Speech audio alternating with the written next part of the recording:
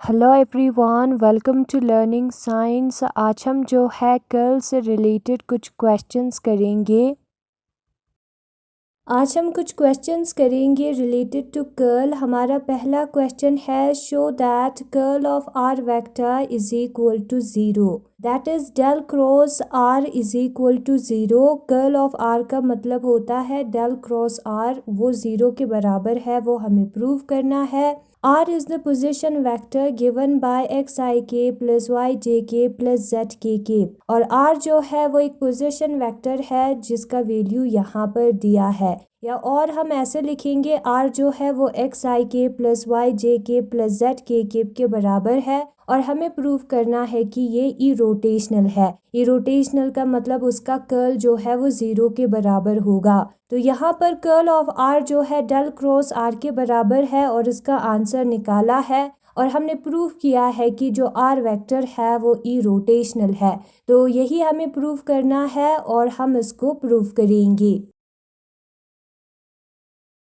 तो सॉल्यूशन हम लिखेंगे, सबसे पहले हम लिखेंगे कर्ल ऑफ आर वेक्टर, और जो कर्ल ऑफ आर वेक्टर है वो डेल क्रॉस आर के बराबर होता है। जब हम गिवन वेक्टर का क्रॉस प्रोडक्ट करते हैं डेल ऑपरेटर के साथ तो हमें कर्ल ऑफ आर वेक्टर मिलता है। यहाँ पर हम डेल ऑपरेटर का वैल्यू पुट करेंगे जो कि I cap del upon del X plus J cap del upon del Y plus K cap del upon del Z के बराबर होता है। फिर हम लिखेंगे क्रॉस प्रोडक्ट को, यहाँ पर क्रॉस प्रोडक्ट है तो लिखेंगे क्रॉस प्रोडक्ट को। फिर उसके बाद आर वेक्टर का वैल्यू हम लिखेंगे which is equal to x i cap plus y j cap plus z k cap. ठीक है, इसको लिखने के बाद हमें क्या करना है, इसको लिखने के बाद हमें क्रॉस प्रोडक्ट करना है इन दोनों टर्म्स का। तो क्रॉस प्रोडक्ट कैसे करते हैं, सबसे पहले हम लिखते हैं आई केप, फिर हम लिखेंगे जे केप, फिर हम लिखेंगे के केप। आई केप के जो आगे टर्म है उसको हमें लिखना है जो कि डेल अपॉन डेल एक्स के बराबर होता है।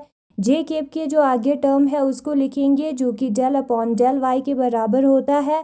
और उसी तरीके से के केप के आगे जो टर्म है उसको हम लिखेंगे। फिर उसके बाद आई केप के जो आगे टर्म है उसको लिखेंगे, फिर जे केप के आगे जो टर्म है उसको लिखेंगे, फिर के केप के आगे जो टर्म है उसको लिखेंगे और उसका हम निकालेंगे डिटर्मिनेंट। क्रॉस प्रोडक्ट में जो है हम डिटर्मिनेंट निकालते हैं तो इन टर्म्स का हम निकालेंगे डिटर्मिनेंट। इसका हमें निकालना है डिटर्मिनेंट। इसका डिटर्मिनेंट मैं यहाँ पर लिखती हूँ। यहाँ पर सबसे पहले हम लेंगे आई केप को। ठीक है, आई केप को लेने के बाद हमें क्या करना है, जिस रो और कॉलम में आई केप प्रेजेंट है उसको नहीं लिखना है, उसको डिलीट करना है और जो बचता है उसका डिटर्मिनेंट हमें निकालना है। तो यहाँ पर बचता है del upon del y, del upon del z, y और जेड।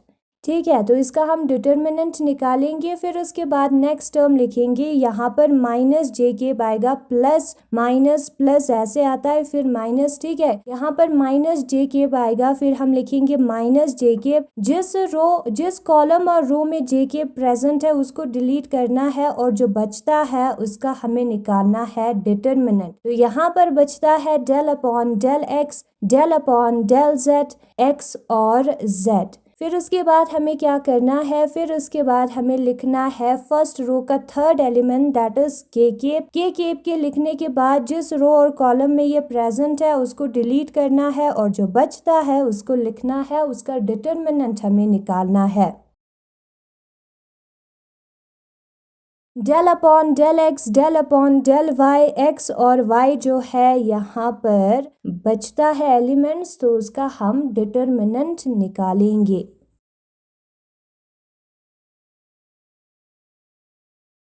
फिर उसके बाद क्या करना है, फिर उसके बाद हमें डायगोनली मल्टीप्लाई करना है। सबसे पहले हम लिखेंगे आई केप को और जो डिटर्मिनेंट के अंदर टर्म्स है उसको डायगोनली मल्टीप्लाई करेंगे। तो यहाँ पर आएगा del Z upon del Y, बीच में आएगा माइनस, ये हमारा फॉर्मूला है। फिर इन दोनों टर्म्स को डायगोनली मल्टीप्लाई करेंगे तो आएगा del Y upon del Z. फिर हम लिखेंगे माइनस जे केप और जो फर्स्ट एलिमेंट है उसको डायगोनली मल्टीप्लाई करना है तो आएगा del Z upon del x minus जो रिमेनिंग टर्म्स है उनको डायगोनली मल्टीप्लाई करेंगे तो आएगा del x upon del Z. फिर उसके बाद हम लिखेंगे थर्ड एलिमेंट को दैट इज के, फिर हम करेंगे डायगोनली मल्टीप्लाई तो आएगा del Y upon del x minus minus formula में है, ठीक है, del x upon del y आएगा, ठीक है। तो ये टर्म हमें जो है मिलेगा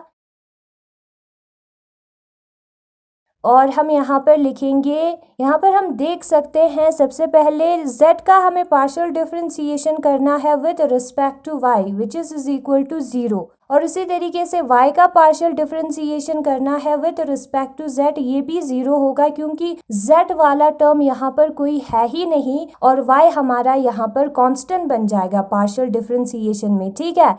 और उसी तरीके से z का पार्शियल डिफरेंशिएशन यहाँ पर 0 आएगा, 0 माइनस 0 होगा 0, ठीक है, आई केप इंटू 0 होगा 0, तो ये पूरा टर्म जो है वो 0 होगा और उसी तरीके से ये टर्म भी 0 होगा और ये टर्म भी 0 होगा और यहाँ पर 0 है, 0 माइनस 0 होता है 0, फिर 0 प्लस 0 होता है 0, तो हमें आंसर में मिलेगा 0, ठीक है। जो कर्ल है आर का वो हमारा 0 आया है, जो कर्ल है आर का वो है हमारा 0। Since del cross r is equal to 0 so r vector is irrotational. Del cross r जो है वो 0 के बराबर है तो हमारा जो आर वेक्टर है वो इरोटेशनल है क्योंकि उसका कोई कर्ल है ही नहीं, उसका कर्ल जो है वो 0 के बराबर है, ठीक है। तो वही यहाँ पर लिखा है कर्ल 0 के बराबर है इसलिए है इरोटेशनल। तो यही हमें प्रूव करना था, हमने प्रूव किया, यहाँ पर भी उसी चीज़ को प्रूव किया है, show that it is irrotational r vector.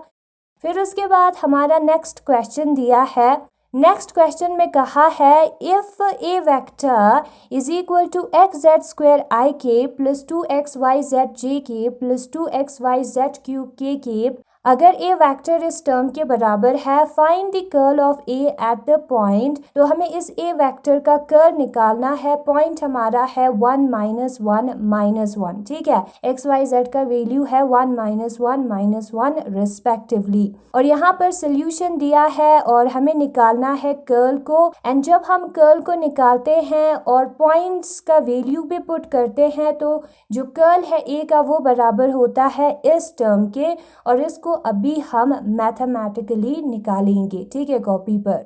तो यहाँ पर क्वेश्चन दिया है और हमें निकालना है कर्ल को, तो हम लिखते हैं सॉल्यूशन को। सॉल्यूशन में हमें क्या लिखना है, सॉल्यूशन में हमें लिखना है गिवन को, ए वेक्टर जो है वो X Z square I cap plus 2xyz J cap plus 2xyz cube K cap के बराबर है। फिर उसके बाद हमें क्या करना है, देयरफॉर जो कर्ल होगा ए वेक्टर का वो बराबर होगा, कर्ल का हमारा फॉर्मूला होता है del operator cross product a vector के, तो हम कर्ल को निकालेंगे, ठीक है, डेल ऑपरेटर का वैल्यू और ए वेक्टर का वैल्यू हम पुट करेंगे, तो पुट करते हैं। सबसे पहले डेल ऑपरेटर का वैल्यू पुट करेंगे which is equal to I cap del upon del X plus J cap del upon del Y plus K cap del upon del Z. फिर हम लिखेंगे क्रॉस प्रोडक्ट को, ए वेक्टर का value put करेंगे जो कि यहाँ पर दिया है, इसी वैल्यू को हमें पुट करना है, तो हम लिखेंगे X Z square I cap plus 2xyz J cap plus 2xyz cube K cap.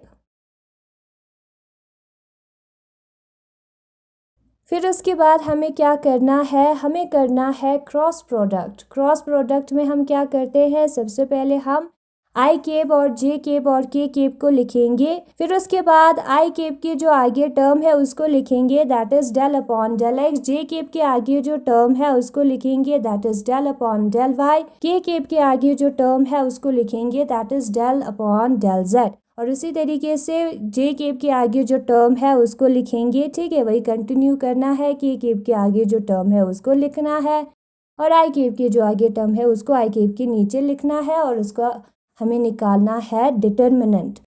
तो डिटर्मिनेंट निकालते हैं। सबसे हम पहले रो के एलिमेंट्स को लेंगे, आई कैप को लेंगे, तो जिस रो और कॉलम में आई कैप प्रेजेंट है उसको डिलीट करना है और जो रिमेनिंग एलिमेंट्स है उसका हमें डिटर्मिनेंट निकालना है। तो बचता है del upon del y, del upon del z, 2xyz और 2xyz क्यूब। फिर हम लिखेंगे माइनस जे कैप, जिस रो और कॉलम में जे कैप प्रेजेंट है उसको हमें डिलीट करना है, ठीक है। फिर उसके बाद हमें क्या करना है, जो एलिमेंट्स बचता है उसको लिखना है। प्लस और माइनस साइन जो है अल्टरनेटली आता है, प्लस आएगा प्लस आई कैप माइनस जे कैप फिर प्लस के कैप आएगा, ऐसे हमें याद रखना है। जिस रो और कॉलम में जे कैप प्रेजेंट है उसको डिलीट करने के बाद जो रिमेनिंग एलिमेंट्स है उसका हम डिटर्मिनेंट लिखेंगे। फिर उसके बाद हमें लिखना है फर्स्ट रो का लास्ट एलिमेंट दैट इज के कैप, और जिस रो और कॉलम में के कैप प्रेजेंट है उसको डिलीट करना है। रिमेनिंग एलिमेंट्स का हमें निकालना है डिटर्मिनेंट। रिमेनिंग एलिमेंट्स हमारा है del upon del x, del upon del y और एक्स जेड का स्क्वायर 2xyz, ठीक है। इसका हमें डिटर्मिनेंट निकालना है। फिर उसके बाद हम क्या करेंगे, फिर उसके बाद जो है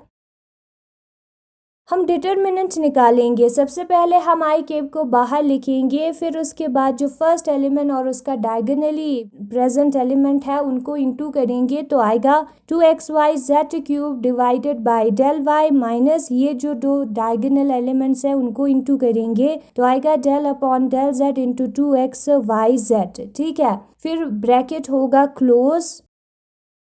फिर उसके बाद माइनस जे कैप हम लिखेंगे, फिर हम इंटू करेंगे फर्स्ट एलिमेंट और जो डायगोनली प्रेजेंट है एलिमेंट उन दोनों का, that is del upon del x into 2xyz cube minus ये दोनों एलिमेंट्स का इंटू करेंगे जो कि डायगोनली प्रेजेंट है, तो आएगा डेल एक्स जेड का स्क्वायर अपॉन डेल जेड।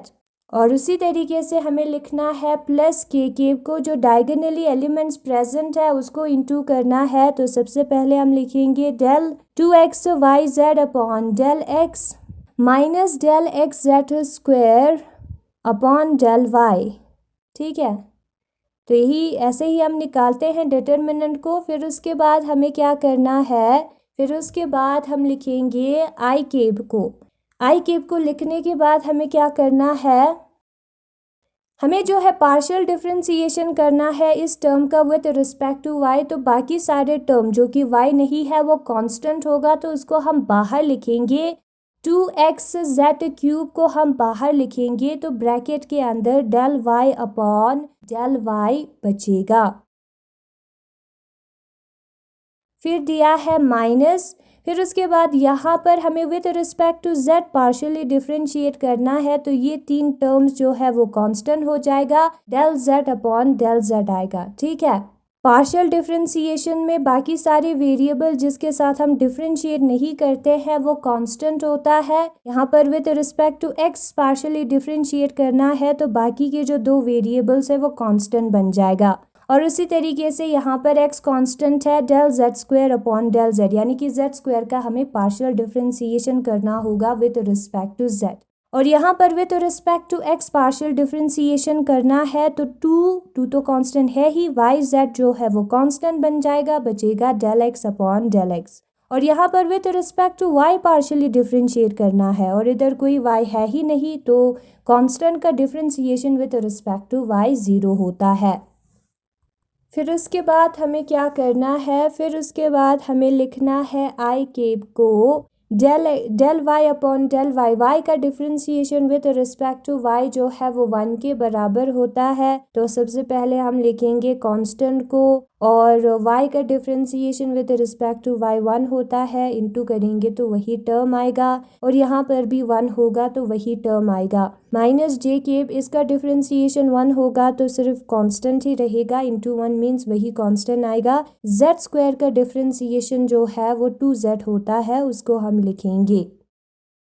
फिर उसके बाद हम लिखेंगे प्लस के कैप, ठीक है। प्लस के कैप लिखने के बाद हमें क्या करना है, x का differentiation with respect to x 1 होगा तो बचेगा 2yz ही, ठीक है।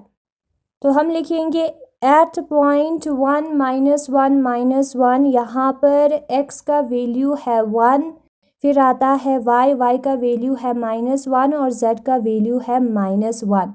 तो हमें क्या मिलेगा, आई केप 2 इंटू 1 क्योंकि x 1 है और -1 का क्यूब आएगा, z -1 है, -2 x 1 है तो इंटू 1 आएगा और y जो है वो -1 है तो -1 आएगा।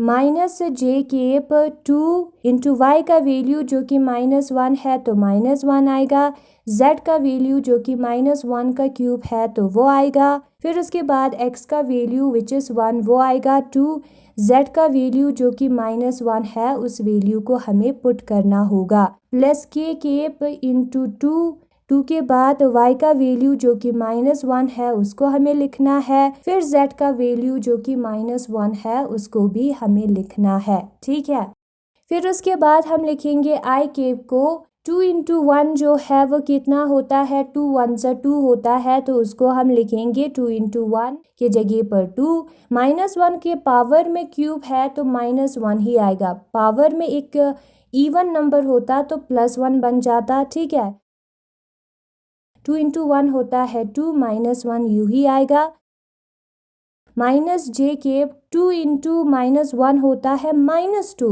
और इसके पावर में 3 है विच इज़ ऑड नंबर तो -1 आएगा, -1 हम वैसे ही लिखेंगे। ठीक है, 1 को हम यूँ ही लिखेंगे यहाँ पर, 2 इंटू -1 जो है वो -2 होगा, फिर हम ब्रैकेट को क्लोज करेंगे, के केप यहाँ पर क्या करना है हमें, 2 इंटू -1 करना है तो -2 आएगा इंटू -1। ठीक है, इसको भी ब्रैकेट में लिखते हैं, फिर उसके बाद आई केप 2 इंटू -1 जो है वो -2 होता है और यहाँ पर माइनस आएगा 2 इंटू -1, ये जो टर्म है 2 इंटू -1 वो ब्रैकेट के अंदर है और ये जो माइनस है वो फॉर्मूला में है। ठीक है, और ये जो है ब्रैकेट के अंदर हम लिखेंगे और आगे वाला माइनस हमारा जो पहला वाला फॉर्मूला था, इक्वेशन था, उधर था, तो 2 इंटू -1 होता है -2, माइनस जे केप यहाँ पर -2 इंटू -1 जो है वो +2 होता है तो हम +2 लिखेंगे, माइनस ये जो टर्म है वो भी ब्रैकेट के अंदर है तो पहले हम ब्रैकेट के अंदर जो टर्म है उनको सॉल्व करेंगे। ठीक है, तो यहाँ पर -2 इंटू 1 जो है वो -2 होगा तो -2 को हम ब्रैकेट में लिखेंगे क्योंकि उसके आगे भी माइनस प्रेजेंट है, प्लस केप -2 इंटू -1 जो है +2 होता है। अब यहाँ पर हम लिखेंगे आई केप को, फिर उसके बाद आएगा -2, माइनस इंटू माइनस होता है प्लस, फिर हम लिखेंगे 2 को तो -2 + 2 आएगा। ठीक है, यहाँ पर माइनस इंटू माइनस प्लस होता है, minus j cap 2 minus into minus plus होता है तो +2 आएगा, प्लस 2 के केप आएगा। ठीक है, फिर उसके बाद हमें क्या करना है, फिर उसके बाद यहाँ पर एक है माइनस में एक नंबर, दूसरा नंबर प्लस में है तो होगा 0, आई केप ब्रैकेट के अंदर हम 0 लिखेंगे, माइनस जे केप 2 + 2 होता है 4 प्लस 2 के केप आएगा। ठीक है, आई केप इंटू 0 जो है वो 0 होता है, 4 into j cap -4 j cap आएगा क्योंकि माइनस पहले है, फिर +2 के केप आएगा तो क्या बचा, यहाँ पर आई केप लिखेंगे तो भी चलेगा, -4 जे केप +2 के केप ही आएगा क्योंकि आई केप का कोई मैग्नीट्यूड नहीं है तो हमारा आंसर है -4 जे केप +2 के केप। ठीक है, इस पॉइंट पर हमें आंसर मिला है और यही बुक पर भी निकाला है, ए वेक्टर का कर्ल एट पॉइंट 1 - 1 - 1 पर होता है ये वाला टर्म और यही टर्म हमें निकालना था पॉइंट 1 - 1 - 1 पर। यहाँ पर कुछ बेसिक करते हैं। बेसिक क्या है, मल्टीप्लिकेशन कैसे करते हैं हम,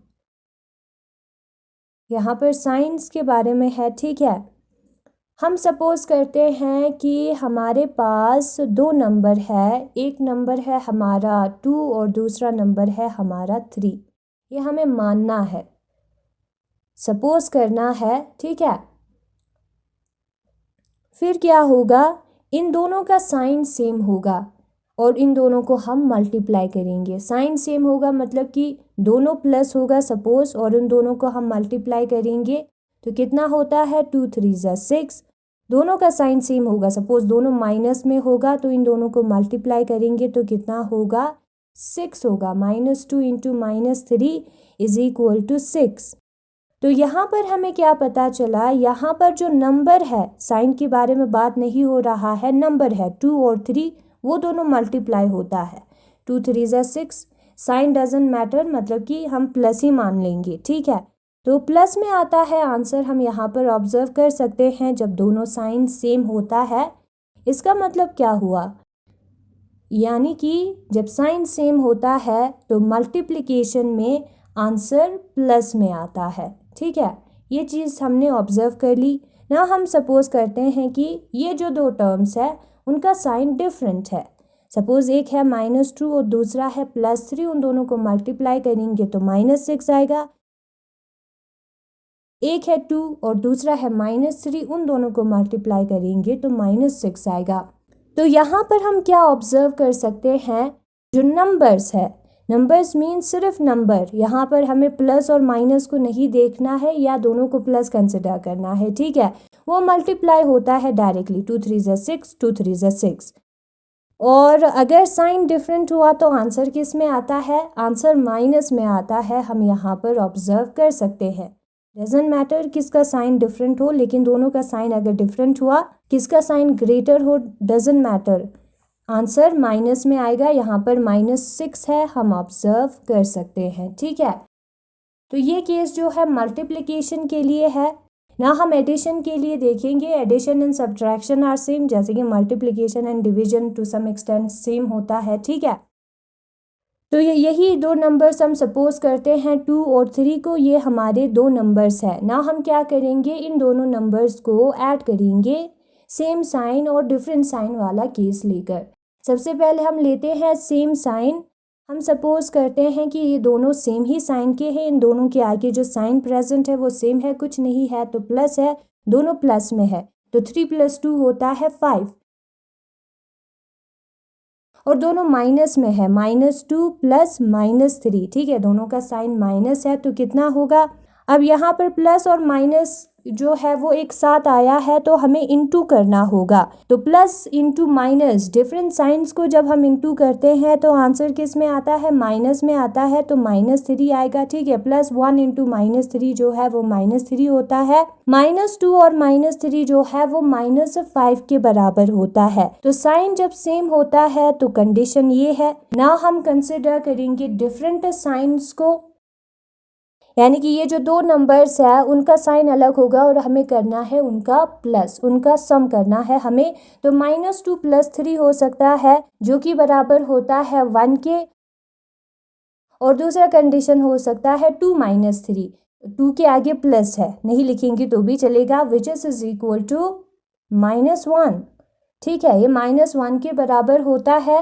तो सेम साइन और डिफरेंट साइन का कंडीशन हमने किया और हमें आंसर भी मिला। अब इस आंसर से हम क्या ऑब्जर्व कर सकते हैं, यहाँ पर प्लस हुआ है इन दोनों टर्म्स का, हम देख सकते हैं सेम साइन के केस में 2 और 3 दोनों का प्लस हुआ है।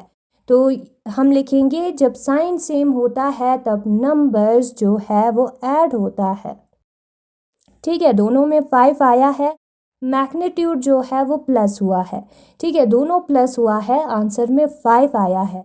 साइन किसका है, ऊपर +5 है, नीचे -5 है। साइन कैसे आया, यहाँ पर अगर हम देखें तो साइन जो है उस नंबर का आया है जिसका मैग्नीट्यूड ज़्यादा है।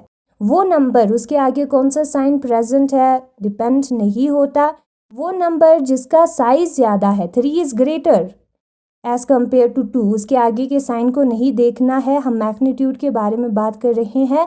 उसके आगे जो साइन है वो आया है, यहाँ पर हम देख सकते हैं। और यहाँ पर जब साइन डिफरेंट होता है तो नंबर माइनस हुआ है, 3 - 2 1 होता है, वही हुआ है, ठीक है ना, माइनस हुआ है। जब साइन डिफरेंट होता है तब नंबर्स जो है वो सब्ट्रैक्ट होता है, ये हमने ऑब्जर्व किया। लेकिन एक का साइन है प्लस, दूसरे का साइन है माइनस, वो कैसे आया, लास्ट नंबर का साइन आता है 2 और 3 में ग्रेटर कौन सा है? -2 -3 उसे कंसिडर नहीं करेंगे, 3 ग्रेटर है, तो 3 के आगे जो साइन है वही आया है, हम देख सकते हैं। ऊपर +3 है तो प्लस आया है, नीचे -3 है तो माइनस आया है। तो यही है कंडीशन, यही है प्लस माइनस एंड इनटू करने का तरीका।